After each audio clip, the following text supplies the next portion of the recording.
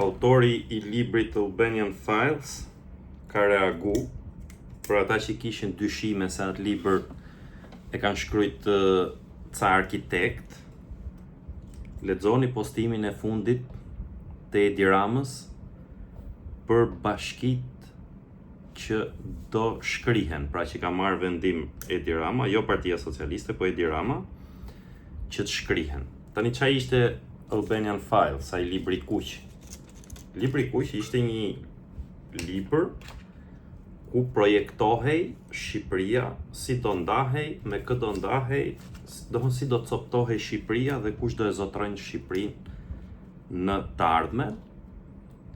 Dhe rrjedhimisht, duke pa idetë e këtij dhe duke pa projektet e këtij në kokë, pra të autorit librit Edi Ramës, një nga arkitektët kishte thënë që shiko tani hiqi zgjedhjet, shpallë monarki edhe mos merremi më tani ne me këto budalliqe, mos na krijoni burokraci koti pak a shumë. Për ta kuptuar që është ai autori, futuni në X, Twitter, edhe shifeni se si reagon Edi Rama për protestat që bëjnë socialistët në bashkitë që shkrihen, në Patos, në Prenjas, në Divjak, në kudo. E para njëherë thotë që mos keni merak, thotë se nuk e gjej gjë Partinë Socialiste, domethënë është i bindur që e ka marrë në kontroll 100% Partinë Socialiste edhe s'ka njerëz më ajo parti që ta kundërshtojnë këtë. Se thot po vajtojnë thot për protesta nga brenda Partisë Socialiste dhe i futi qeshme aty. Sigurisht e ka qujt të turpshëm aktin e socialistëve të ku qenë atë Patosit që i dogjën tesërat e partisë. Dhe ka thënë aty që do le t'i paraqesin ankesat që kanë me shkrim kryetarët e bashkive,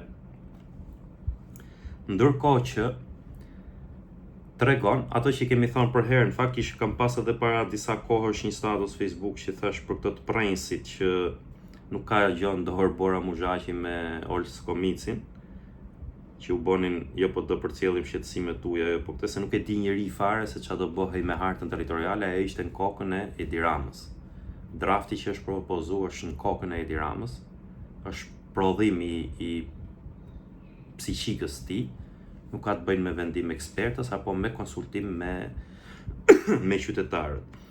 Edhe ka thonë aty që ku do i paraqesin ata ankesat me shkrim derisa ky i Divjakës, ai me qeleshe që thonte 12 milion kastraveca, 12 milion nashu domate që i servilose i Ramës e Belinda Ballukut, e tha publikisht në protest para qytetarëve të vet, që nuk na ka pyet njeri, unë kam marrë vesh nga media, tha Josif Gorrea, kryetari i bashkisë Divjakës. Po kështu nuk ka ditë gjë asnjë kryetar bashkie tjetër, sepse kjo është, siç e thash, është autori që ka bërë atë libri për të coptuar Shqipërinë. E kishin bërë shumë shkrim të bukur sot, është kjo faqja Citizens. Bashki që shkrihen, qytete private që ngrihen. Pra, është ky njeri ideatori i kësaj gjëje dhe ky nuk pyet për historitë këtij vendi, nuk pyet për të shkuart këtij vendi dhe nuk do t'ja din fare për të ardhmen e këtij vendi. Ai sundon. Edi Rama është një feudal në konceptin e sundimit, e qeverisjes dhe të administrimit. Nuk është për sistem republikan, nuk është për republik. Edi Rama është feudal, një feudal që shpërndan ato sklevrit e vet në për trojet që zotron, dhe vetë sa administrator, si që ka këta administrator, për shembull i jep Green Costi, për shembull, që ka Boza Mirmana atje, është një qytet në vete, është një qytet i ri që është ngrit. Pra ky heq zhduk Divjakën edhe bë Green Costin që prodhoi si gjë, punoi vetëm 3 muaj në verë. Prodhoi qytet nga e para. Pra e kalon ja ka delegu një feudali tjetër atje atë qeverisje. Po më e forta është që e përforcon këtë ide që ky është feudal në konceptin e qeverisjes, nuk është për sistem qeverisje republikan. Nëse nuk rrëzohet ky ka për ta bë feudalizëm Shqipëri, e ka fut në rrugën e bërjes feudalizmit, por nëse nuk e rrëzojnë shqiptarët, nëse nuk e rrëzojnë këta që janë ngrit, që kanë mbi 2 muaj që protestojnë edhe bravo ju qoftë, këtu do të bëhet feudalizëm. E kush nuk e di se çfarë është feudalizmi, pastaj le të futet edhe le të kërkoj, është sistem skllavërie. Se teknikisht e ka arrit ky. E tham dje, 53-57% e shqiptarëve nuk bëjnë dot 5 ditë pushime në vit. Pra kjo tregon varfërinë edhe mjerimin. Kjo është një nga fazat ose një nga karakteristikat që ka sistemi feudal. Ndryshe nga ai republikani që mendohet që të shpërndahen të mirat sipas konkurrencës lire, punës, se vlerësohet puna e kujt diun.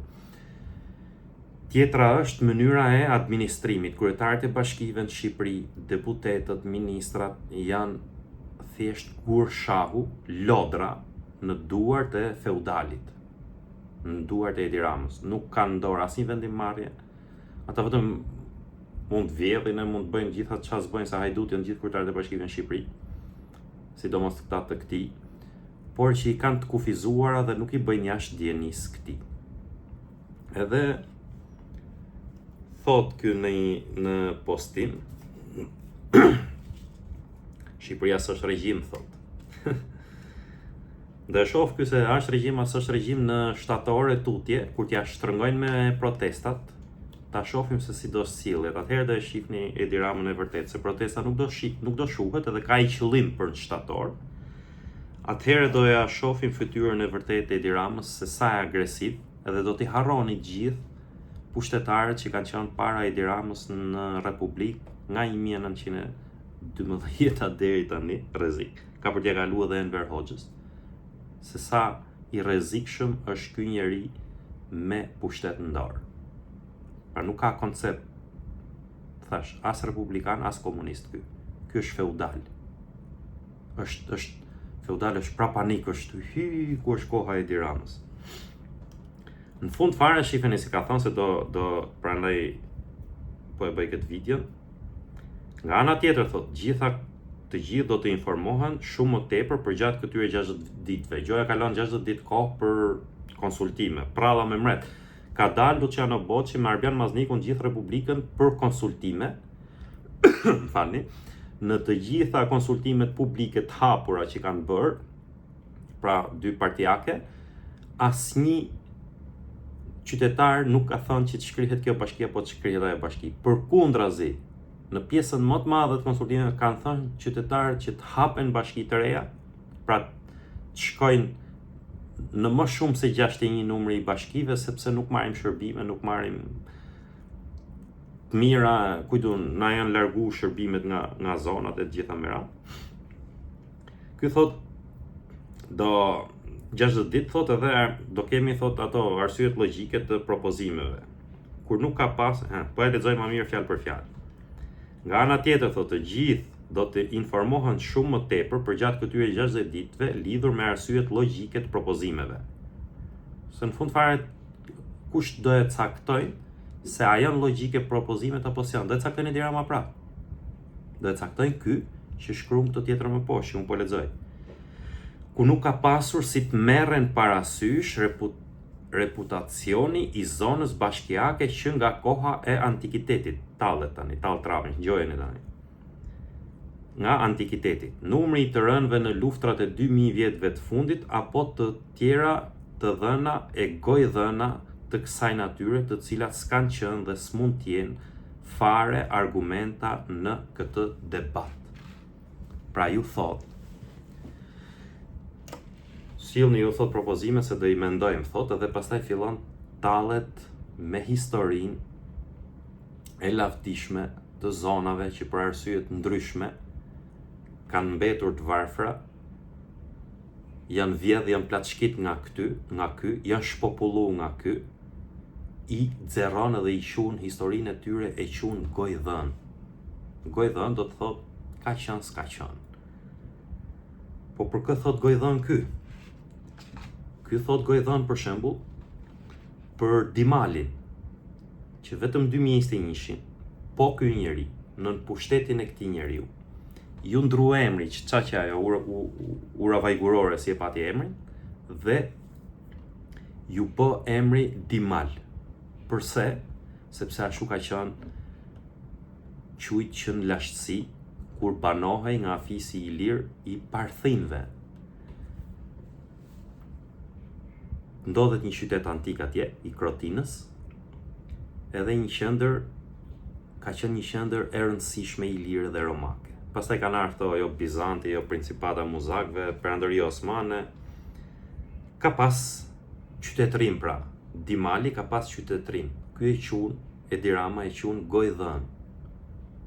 Sepse ky është ai njeri që jep 4,5 milion euro për një këngëtar që është harru që ka qenë në Shqipëri, ai Kanye Westi para ca kohësh, dhe nuk jep para për zbulimin e zonave arkeologjike apo rivitalizimin e zonave arkeologjike të Shqipërisë.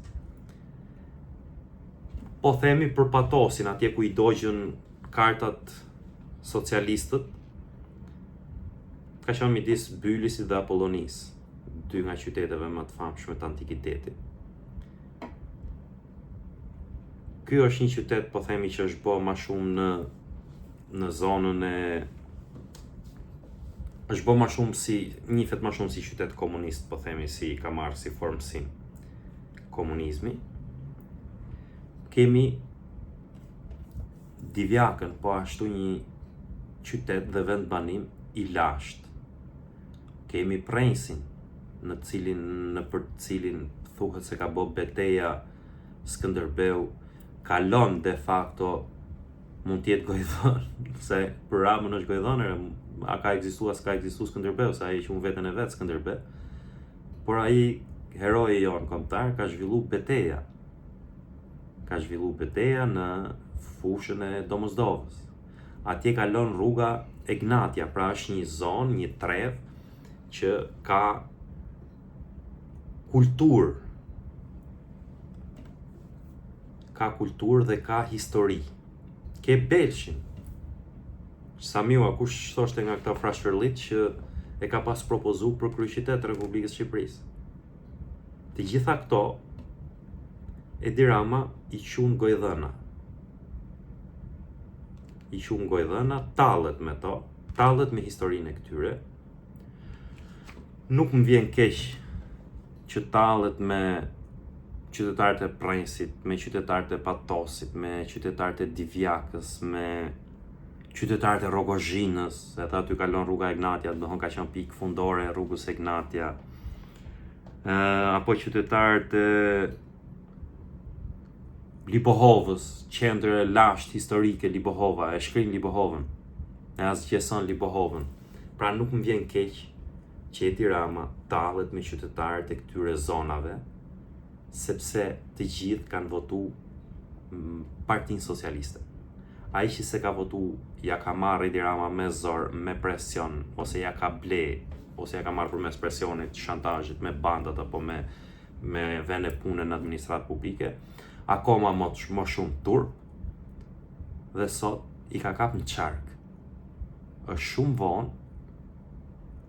shumë vonë për këta qytetarë, nuk e dia e meritojnë t'ju thërrasësh qytetarë në fakt, e si mund ta thërrasësh qytetarë, apo edhe kryetar Josif Gorren, që servilizmin më të pështirë që ka bërë një kryetar bashkie në sytë e Edi Ramës dhe Belinda Ballukut e ka bë Josif Gorreja publikisht.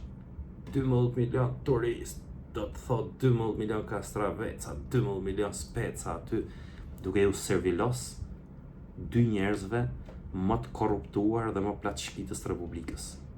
Belinda Ballukut dhe Edi Ramës. Mund ta kursente Josifi këtë, por nuk e bëri.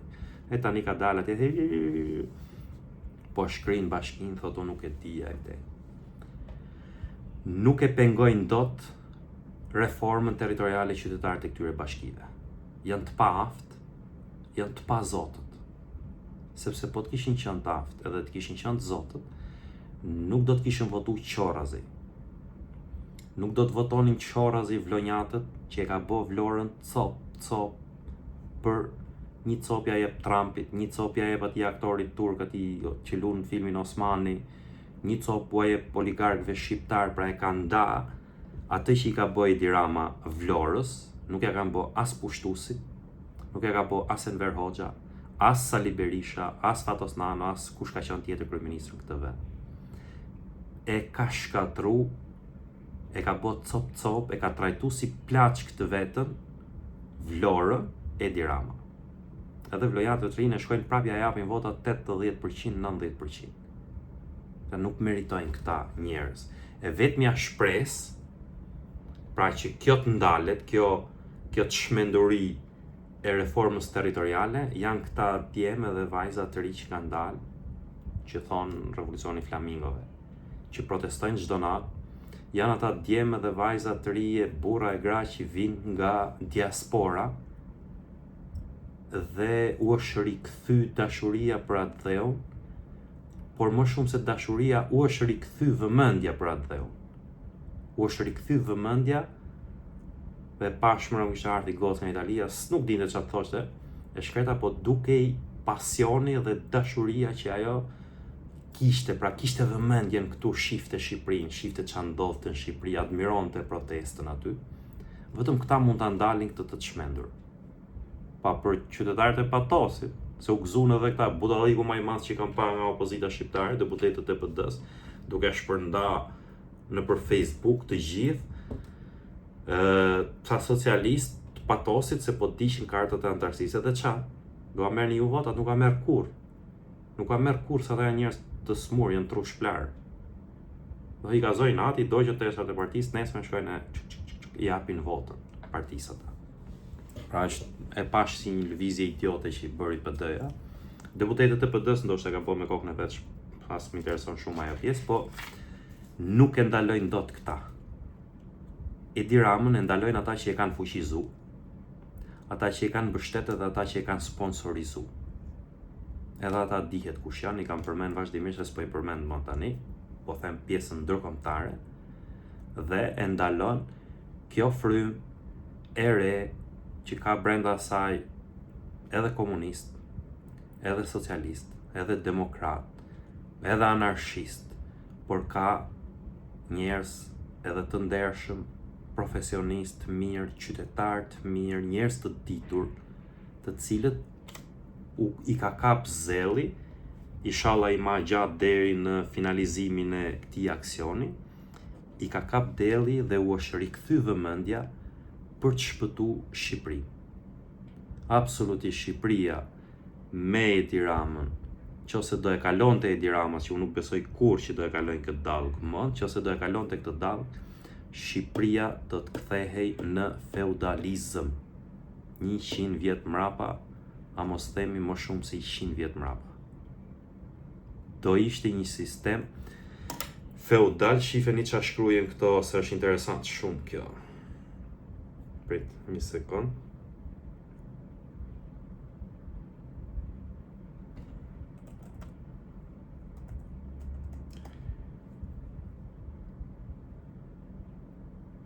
Ishte shumë interesante për që thot bashki që shkrihen edhe qytete private që ngrihen.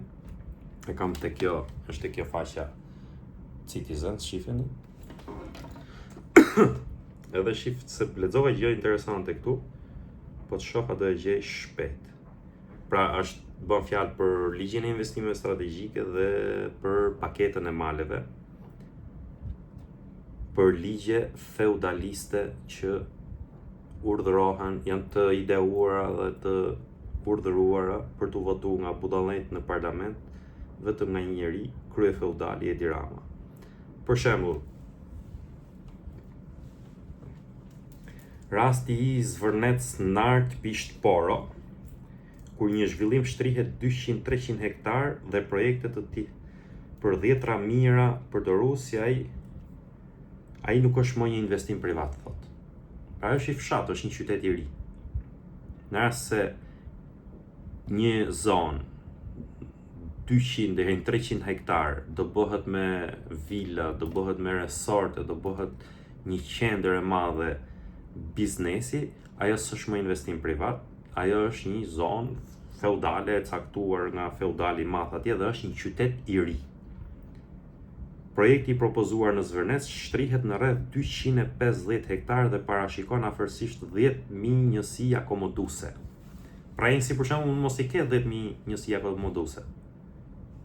Pa më ato që ka ai ka që prej atyre kohrave që Edi Rama i quajnë gojdhëna, i quajnë pralla, apo dimali, po themi.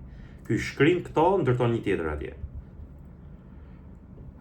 Një kapacitet prej mbi 10.000 vizitorësh në ditë, 10.000 vizitorë bashkë presin me Librazhin janë afërsisht 20, a janë as janë 20.000 rezidentë atje, 10.000 në ditë do i ketë kjo.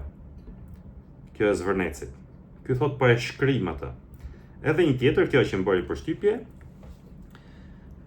rasti bëhet edhe me i qartë për masterplanin New Apollonia, se i vjen edhe emra të bukura, në Darzez Seman. Projekti shtrihet në 600 hektarë dhe parashikon 1.52 milion metër katror ndërtim. Ndash me ul një njëri me bone i llogari dhe ta kuptojnë se çfarë do të thot 1.52 milion metër katror beton. Kulla, kujtun, vila, nuk e di.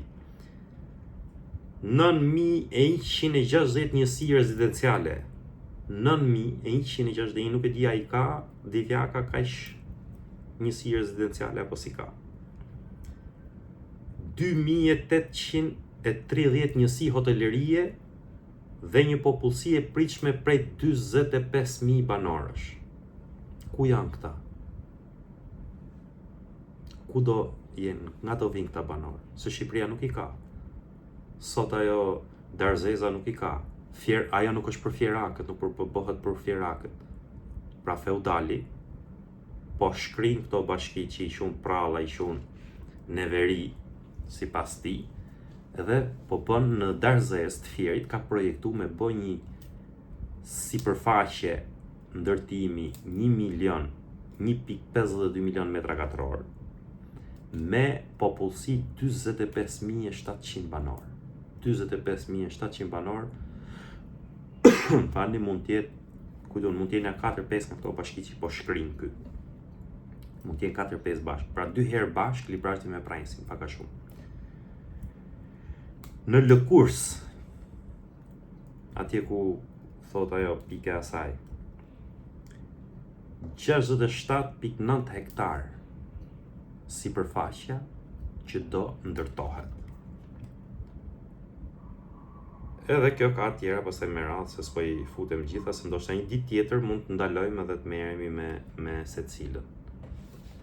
Pra ky që ndërton qytete të reja, me mbi 45.000 banor, me miliona metër katror sipërfaqe betoni, është autori që do të shkrin 15 bashki, 15 i bi, Fusharzi, Prensi, Patosi, Divjaka, Cerriku, Belshi, e tjera, Libohova, po shkrin këto, tallet me banorët e këtyre zonave, i përqesh, miru a bën, këto nuk më vjen keq fare, por, po kërkon, po ndërton ndërkohë, qytete të reja, në një vend që boshatiset për ditë, shpopullohet për ditë.